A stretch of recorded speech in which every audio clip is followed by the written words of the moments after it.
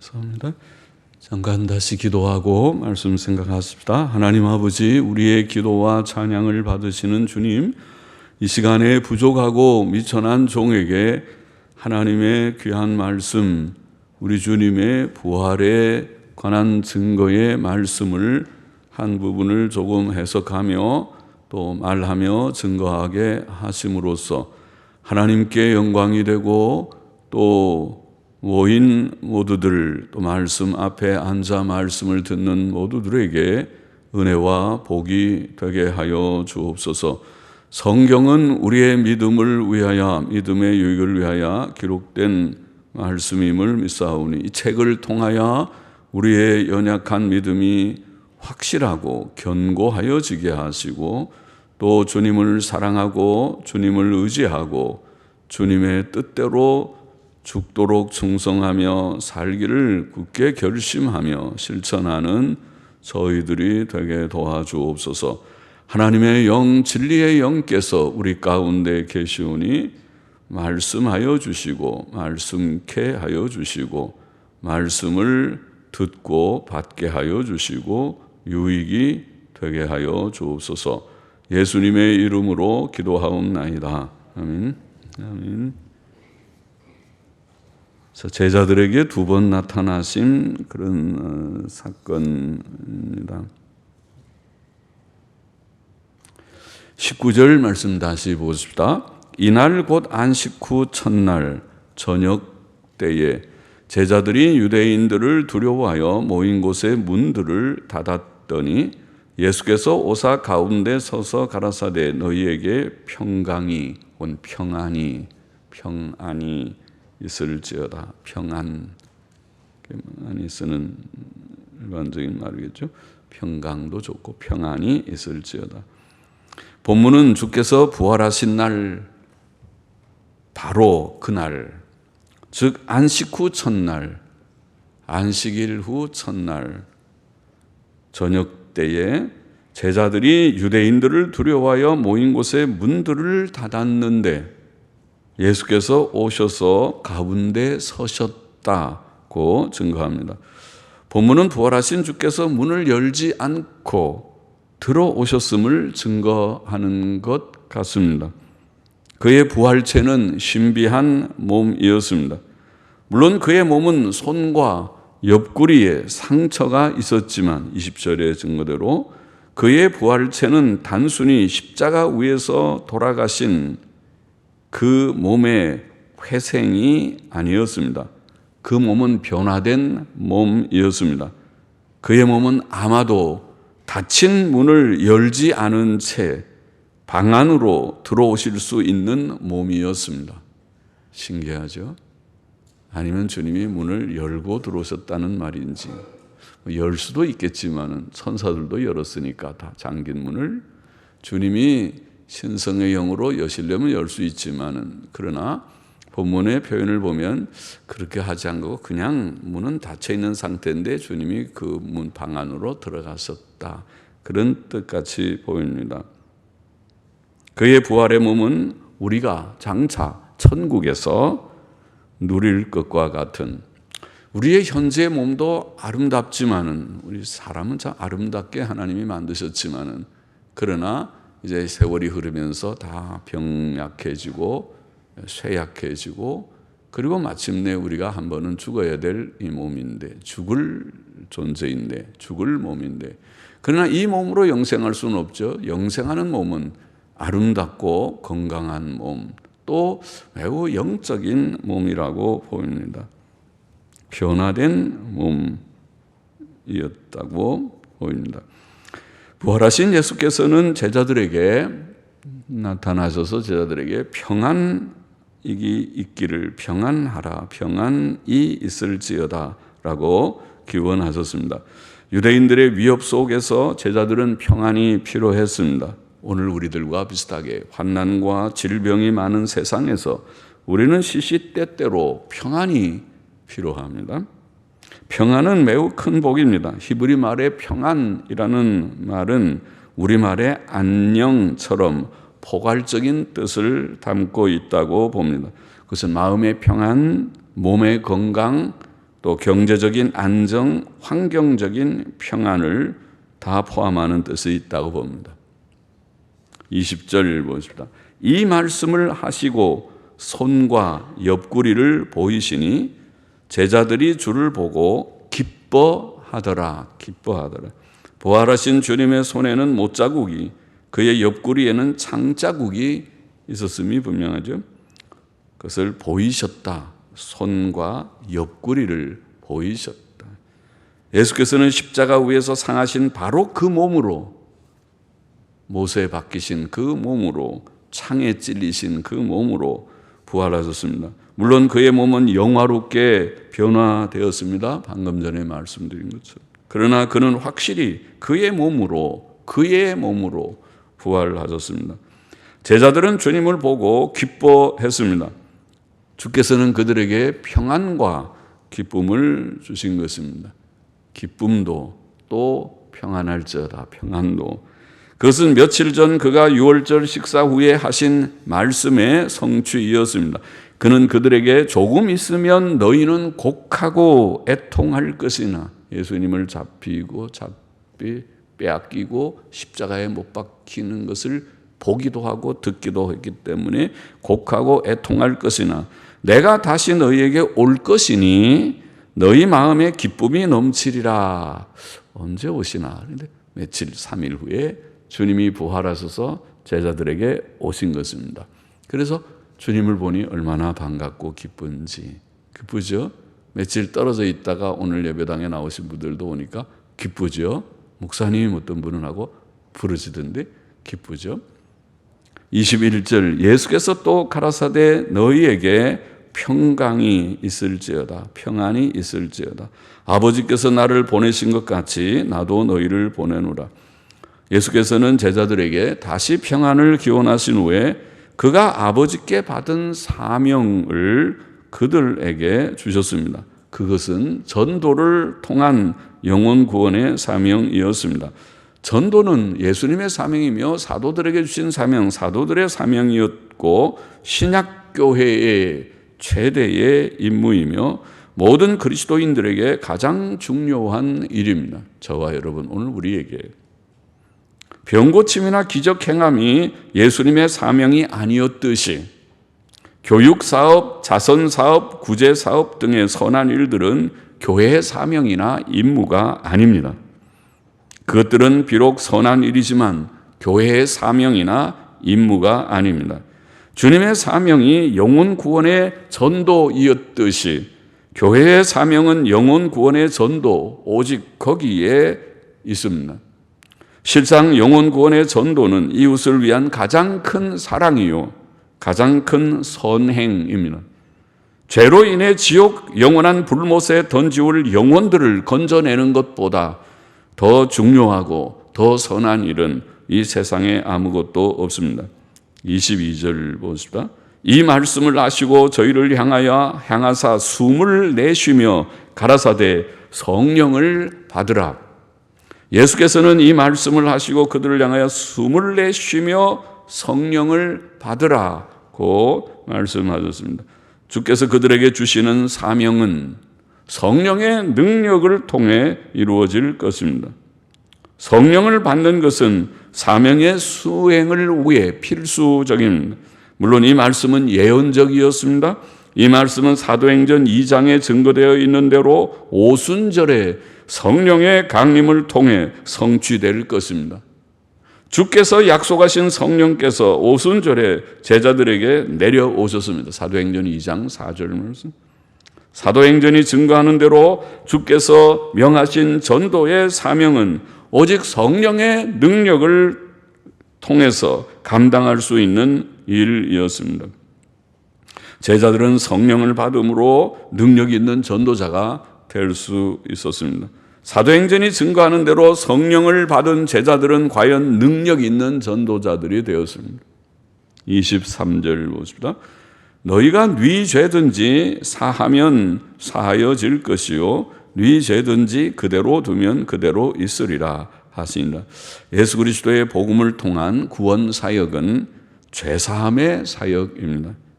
죄가 개인과 사회의 근본적인 문제입니다. 복음은 사람이 회개하고 예수 그리스도를 믿음으로 죄 씻음을 받는 진리입니다. 전도자들은 복음을 통해 죄 사함을 선포하는 자들입니다. 죄인들은 구주 예수 그리스도를 믿음으로 죄 사함과 의롭다 하심을 얻습니다. 부활하신 예수께서는 그의 이름으로 죄 사함을 얻게 하는 회개가 예루살렘에서부터 시작해서 모든 족속에게 전파될 것이 성경에 기록되어 있다. 누가복음 24장 47절에 보면 그렇게 말씀을 하셨습니다. 오순절의 사도 베드로는 너희가 회개하여 각각 예수 그리스도의 이름으로 세례를 받고 죄 사함을 얻으라. 죄 사함을 얻으라. 그리하면 성령을 선물로 받으리라. 사도행전 2장 38절에 그렇게 설교했다고 기록되어 있습니다. 복음 전파는 죄 사함의 선포입니다. 죄 사함의 복음입니다. 복음을 받아들이는 자들은 죄 사함을 받을 것이고 복음을 거절하는 자들은 죄 사함을 얻지 못할 것입니다. 죄인 그대로의 모습으로 죄를 씻는 길은 복음에 증거된 예수 그리스도를 영접하여 그 피로 죄 씻음을 받는 것밖에 없다. 이것이 성경이 가르치는 핵심입니다.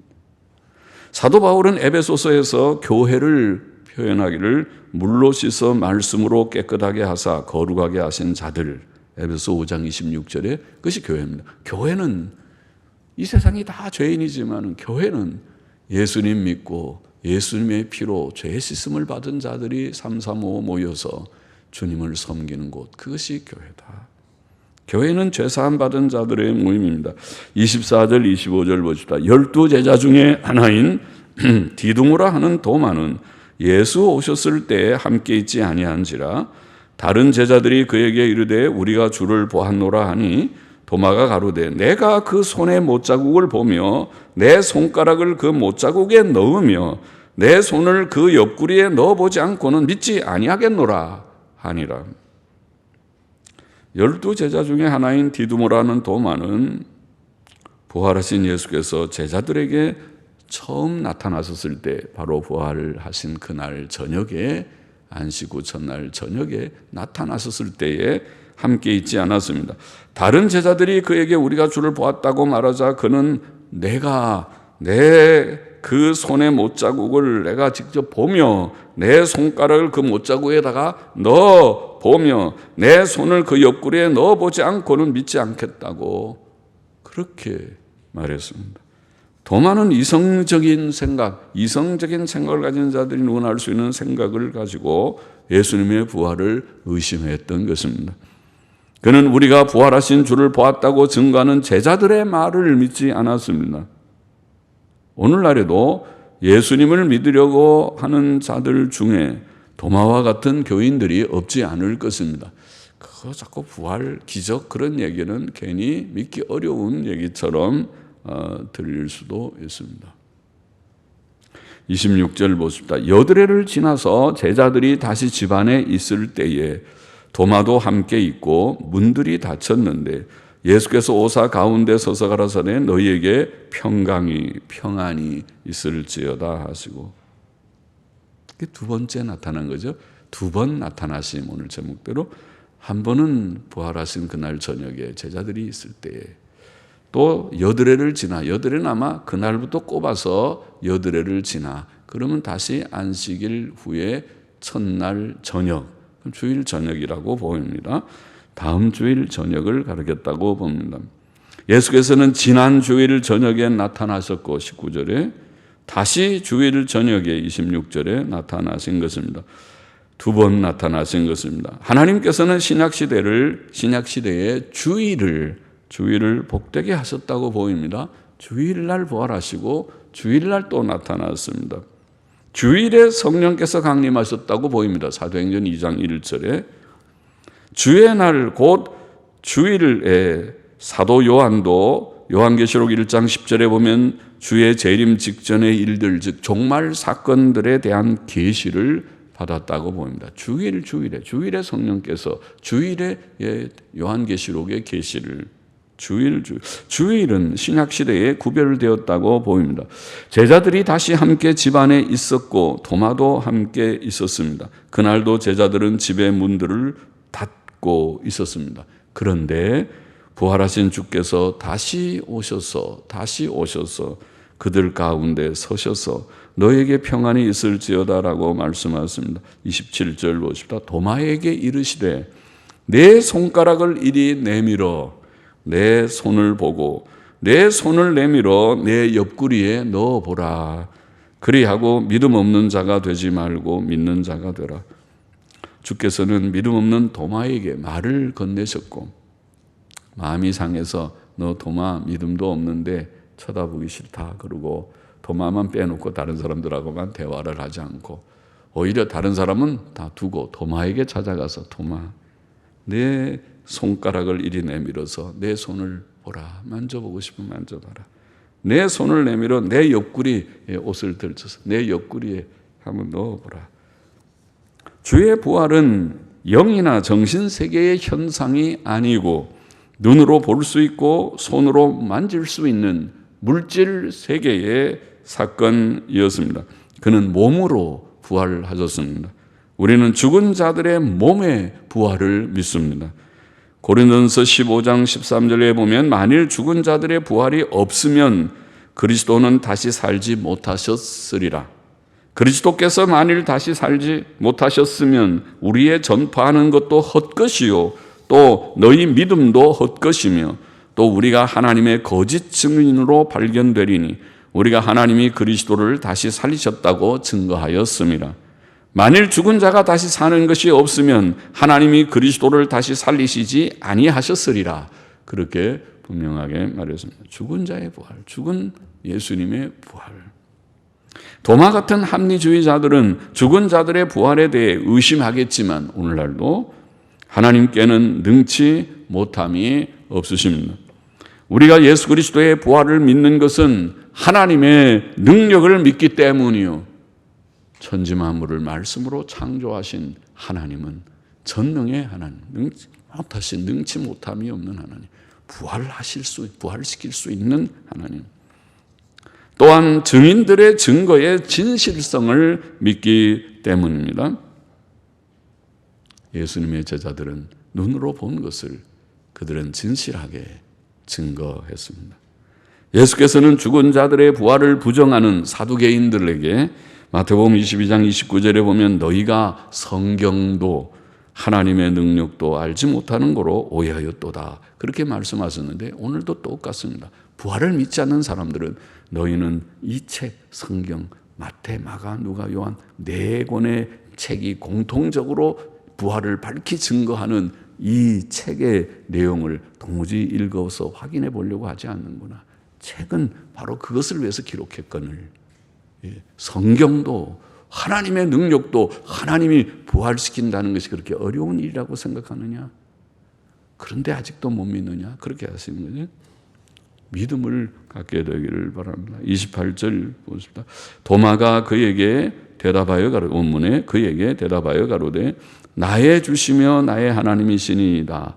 그렇게보다 나의 주와 나의 하나님이시여 혹격으로 나의 주님 나의 하나님이시여 하고 부르듯이 혹격으로 표현되었다고 보입니다. 나의 주와 나의 하나님이시여. 예수께서 가라사대 너는 나를 본고로 믿느냐 보지 못하고 믿는 자들은 복되도다 하십니다. 의심 많았던 도마는 그에게 나의 주와 나의 하나님이시여라고 대답했습니다. 그는 이제 예수님의 부활을 믿었을 뿐 아니라 또한 그를 주님과 하나님으로 고백하는 것입니다. 나의 주님이시여 나의 하나님이시여. 그러나 주께서는 너는 나를 본고로 믿었도다. 그렇게 번역했습니다. 옛날 영어 성경이나 NIV 성경은 너는 나를 본고로 믿었도다. 보지 못하고 믿는 자들은 복되도다 라고 말씀하셨습니다. 장차 많은 사람들이 부활하신 예수 그리스도를 보지 못하고도 믿을 것입니다. 그들은 복된 자들입니다. 이것이 교회의 역사이었고 기독교 확장의 역사이었습니다. 사도 베드로는 그의 첫 번째 서신에서 예수를 너희가 보지 못하였으나 사랑하는도다. 이제도 보지 못하거나 믿고 말할 수 없는 영광스러운 즐거움으로 기뻐하는도다 라고 증거하였습니다. 우리도 부활하신 예수님을 보지 못하였으나 그를 믿고 있습니다. 우리는 그를 본 증인들의 증언을 담고 있는 신약 성경에 근거하여 그를 믿고 있습니다. 이것은 하나님의 큰 은혜입니다. 30절 마저 보십시다. 예수께서 그의 제자들 앞에서 이 책에 기록되지 아니한 다른 표적도 많이 행하셨으나 오직 이것을 기록함은 너희로 예수께서 하나님의 아들 그리스도이심을 믿게 하려 함이요 또 너희로 믿고 그 이름을 힘입어 생명을 얻게 하려 함이니라. 사복음서들은 예수 그리스도의 기적들과 부활을 증거합니다. 복음서들이 증거하는 예수 그리스도의 기적들과 부활은 예수 그분이 하나님의 아들 그리스도라는 사실을 확증합니다. 예수님을 믿어야 구원을 받는데 예수님을 어떻게 믿을 수 있습니까? 무조건 믿으라고 해서 믿어지는 것입니까? 예수님을 내가 정말 하나님의 아들 그리스도로 영접하고 믿고 시인하고 인정해야 구원을 받겠는데 그것은 복음서들이 증거하는 그의 기적들과 그리고 마지막 3일 만에 부활하신 부활을 통해서 증거되고 확인된 것입니다. 또 사람들은 예수께서 하나님의 아들 그리스도이심을 믿음으로 구원을 받고 하나님께서 주시는 영생을 얻습니다. 이것이 하나님께서 복음서들을 주신 목적이었습니다. 30절, 31절에 기록된 바입니다. 오늘 읽은 본문의 교훈을 정리해 보십시다. 첫째로 본문은 부활하신 예수님의 몸의 특징, 부활하신 예수님의 몸의 특징을 증거합니다. 예수께서는 십자가 위에 상하신 그 몸으로 부활하셨습니다. 그의 손에는 못자국이 있었고 그의 옆구리에는 창자국이 있었습니다. 그 손의 못자국과 그 옆구리의 창자국은 만질 수 있는 것이었습니다. 그러나 그의 몸은 또한 신비한 몸이었습니다. 그는 문들이 닫힌 방 안으로 들어오셨다. 두 번 다. 문을 닫아 놓았는데 주께서 방 안으로 들어오셨다. 그 몸은 아마도 닫힌 문을 통과하여 들어오실 수 있는 몸이셨습니다. 참 신기하다. 부활체는 아마 그런 것이다. 우리의 머리로는 이해하기 어렵지만은 참 놀라운 그런 몸이다. 그 몸은 시간과 공간을 초월하는, 그래 아마도 그러겠죠. 우리가 부활하고 영생할 때 우리의 몸은 우리가 지금 생각하는 시간의 개념, 시간이 흐르면서 늙기도 하고 하는, 사실은 늙음이 없으면 시간의 개념도 없을 테인데 늙는 것 때문에 시간의 흐름을 의식하지요. 시간의 개념, 또 공간의 개념, 저 넘어 저 밖에 무엇이 있는가 하는 공간의 개념을 초월하는 그런 몸일 것이다. 그것이 천국에서 영생한 할 몸일 것이다. 그렇게 생각되는 특징을 가졌습니다. 둘째로 부활하신 주께서는 제자들에게 기쁨과 평안과 믿음을 주셨습니다. 그의 제자들은 부활하신 주님을 배웠고 기뻐했고 낭망하고 슬퍼하다가 주님 보고 주님이시다 부활하셨다 기뻐했고, 주께서는 그들에게 평안하라고 불안한 마음을 잠재우시고 걱정하지 마라 평안할지어다. 오늘날도 주님께서 우리의 마음에 이 큰 평안을 더해 주시기를 원합니다. 주신 줄을 믿습니다. 그러니까 또 담대하게 오늘도 예배당에 나오신 줄 압니다. 걱정하지 말라. 제가 그러죠. 재앙은 주의 백성들에게 내리려고 주시는 것이 아닐 것이다. 또 만일 내려서 나를 데려가신다면 나는 천국 갈 것이다. 천국 가는 것을 싫어하지 않을 것이다. 그러나 일반적으로 재앙은 주의 백성들에 내리는 것이 아니고 오히려 믿음 없는 세상에 내리시는 경고이다. 그렇게 이해하니까 너무 걱정하지 말고 평안할지어다. 또 하나님께서 십자가에 죽으신 예수님을 부활시키신 것은 우리로 그가 하나님의 아들 그리스도이심을 믿게 하려고, 우리가 믿음이 없는 참 믿음이 없는 자들이기 때문에 믿게 하려고, 믿어야 믿음으로 영생을 얻고 믿어야 주님을 위해 살다가 죽기도 할 것입니다. 믿음이 없이는 세상을 이길 수 없습니다. 세상의 위협을 이길 수 없습니다. 너 죽어라는 말에 두려워할 것입니다. 죽음의 공포를 극복할 수 없습니다. 죽도록 충성할 수 없습니다. 믿게 하시고 믿음으로 영생을 얻게 하려 하심이었습니다. 우리는 예수님의 부활을 믿고 기쁨과 참된 평안과 그리고 또 영생을 믿음을 가지고 영생에 넉넉히 이르는 우리 모두가 되어야 하겠고, 셋째로 부활하신 주께서는 제자들에게 또 오늘 본문에 보면 중요한 한 것 주셨죠. 사명을 주셨습니다. 그는 아버지께서 나를 보내신 것 같이 나도 너희를 보내노라. 나도 너희를 보내노라. 또한 성령을 받으라. 그리고 죄사함의 사역에 대해서 말씀하셨습니다. 복음 전파는 죄사함과 영생을 전하는 사역입니다. 우리는 죄사함의 복음을 믿고 죄사함을 받았고 또 이 복음을 만방에 전함으로써 죄인들이 예수님 믿고 우리처럼 죄사함 받고 구원을 받고 영생을 얻도록 인도하는 자들이 되어야 하겠습니다. 이것은 세상에서 가장 선한 일, 가장 귀한 일이 아닙니까? 내가 잘 못해서 그렇지.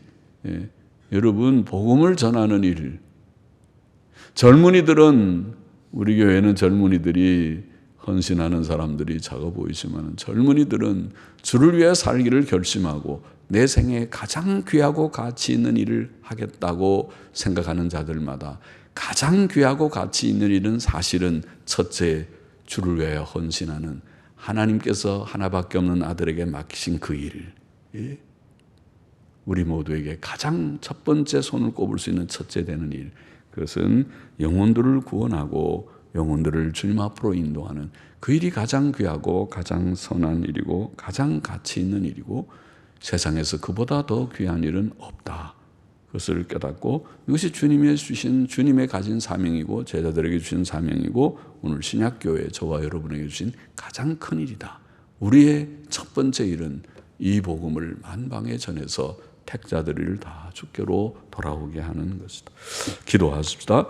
하나님 아버지, 주의 부활을 참으로 깨닫고 우리가 장차 영생하기 위하여 하나님께로부터 받을 부활체가 바로 그것이구나 깨닫고 기뻐하게 하시고, 또 주의 부활을 늘 우리가 묵상하면서 하나님이 주시는 큰 평안, 하나님이 주시는 큰 기쁨, 주님 또 하나님이 주시는 굳건한 믿음을 갖게 하여 주시기를 원하옵고, 또 주께서 제자들에게 분명하게 주신 이 사명을 우리도 이해하고 이 세상 사는 동안에 우리의 생애 가운데서 가장 귀하고 선하고 복된 일은 영혼을 구원하는 일이며 복음을 이웃에게, 친구들에게 전하는 일이며 또 이 복음을 전하는 하나님의 참된 교회를 세워나가는 일이라는 것을 마음 깊이 다시 한번 깨닫고 새기는 그러한 은혜를 주시기를 원하옵고 예수님의 이름으로 감사하며 기도하옵나이다. 아멘.